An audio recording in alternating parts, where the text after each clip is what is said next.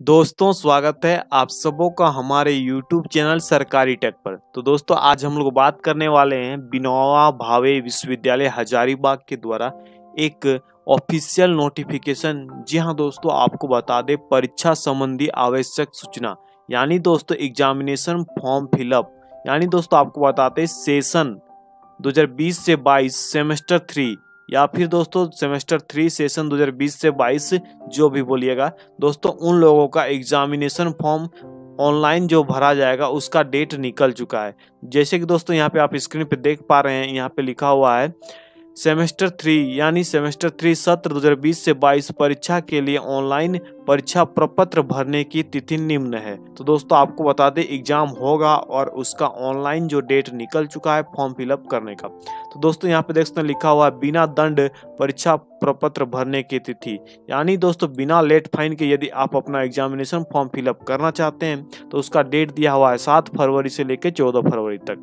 वहीं दोस्तों यहाँ पे देख सकते हैं लिखा हुआ है विभाग महाविद्यालय द्वारा परीक्षा प्रपत्र स्वीकार एक्सेप्ट या फिर अस्वीकार रिजेक्ट करने की अंतिम तिथि जिस तरह से केस हो। तो दोस्तों आपको बता दें यदि आपका फॉर्म फिलअप करने में कोई गड़बड़ी हो जाता है तो आपका जो है कॉलेज द्वारा एक्सेप्ट या रिजेक्ट, यदि गड़बड़ी हो जाता है तो आपका रिजेक्ट कर दिया जाएगा और वहाँ पे आपका रीजन भी बताया जाएगा। तो दोस्तों ये जो डेट दिया हुआ है 16 तारीख का डेट दिया हुआ है, यानी दोस्तों आपको 16 तारीख तक पता चल जाएगा कि आपका जो फॉर्म है एक्सेप्ट हुआ या फिर रिजेक्ट हुआ।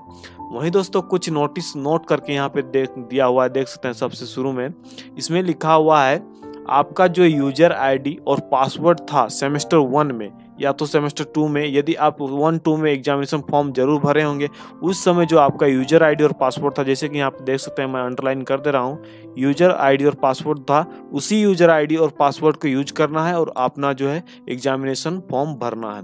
वहीं दोस्तों दूसरा में दिया हुआ इलेक्टिव पेपर 4 का विषय सही रूप से उल्लेख करें, यानी दोस्तों आपका जो इलेक्टिव सब्जेक्ट रहेगा उस पेपर 4 का जो है आपको उसको अच्छा से चेक कर लेना है, किसी किसी का गलत हो जाता है तो आपको वह जो है उसको सही रूप से देख लेना है।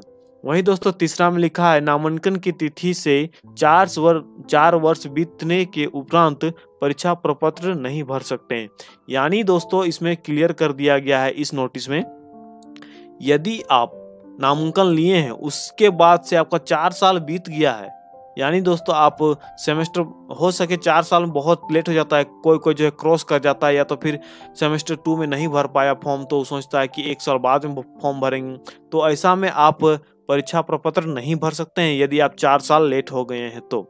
वहीं दोस्तों चौथा में दिया है जो परीक्षार्थी सेमेस्टर 3 की आंतरिक परीक्षा में अनुपस्थित हैं वे परीक्षा पत्र नहीं भर पाएंगे या फिर नहीं भरेंगे।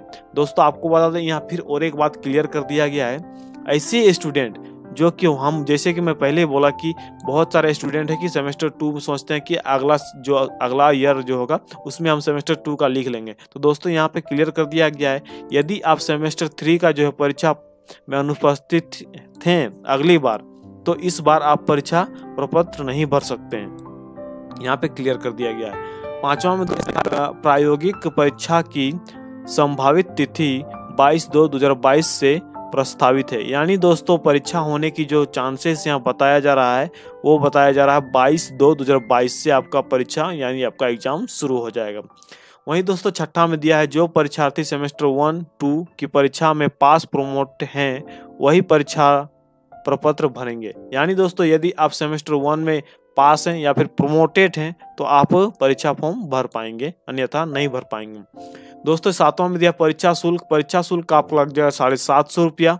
और यहाँ पे देख सकते हैं दोस्तों आठवां में दिया है उपर्युक्त तिथि के बाद परीक्षा प्रपत्र किसी भी परिस्थिति में स्वीकार नहीं किए जाएंगे, यानी दोस्तों आप 17 तारीख के बाद फॉर्म फिलअप करना चाहेंगे तो आप किसी भी कारणवश मतलब किसी भी कोई भी परिस्थिति में परीक्षा फॉर्म नहीं भर पाएंगे। आप 17 तारीख तक लास्ट आपका डेट रहेगा, आपको तब तक भर लेना है।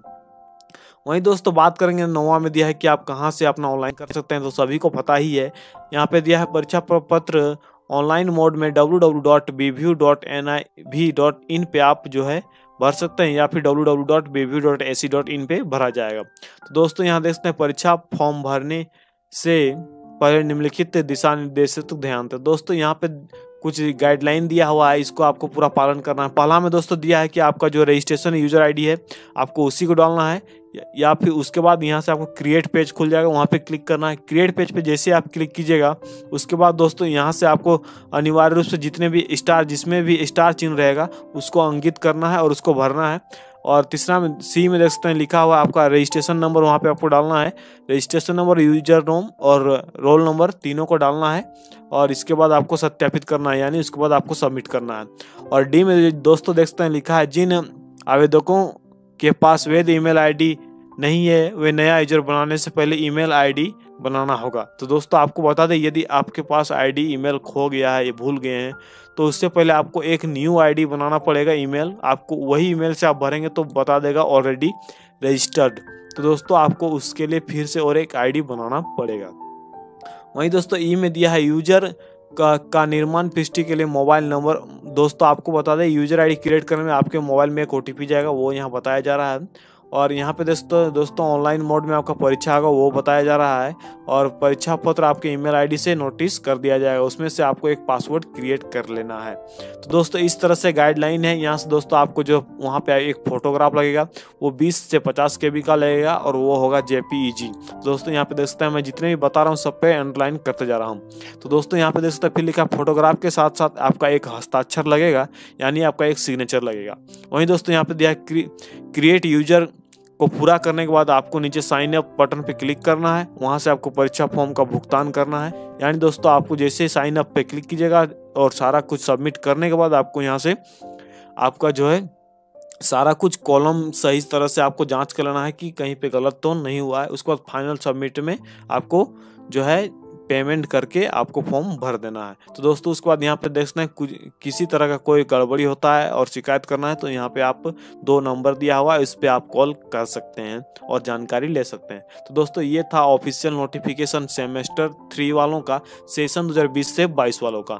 तो दोस्तों आशा करते हैं आपको नोटिस अच्छी लगी होगी और कोई भी आपको जानकारी में डाउट हो रहा है तो कमेंट कीजिएगा, मैं आपको रिप्लाई करूंगा, या फिर हमारे व्हाट्सएप ग्रुप पे मैसेज कर दीजिएगा, या फिर आप इंस्टा पे हमें मैसेज कर सकते हैं। तो चलिए दोस्तों अभी के लिए बस इतना ही। टेक केयर, बाय बाय, जय हिंद।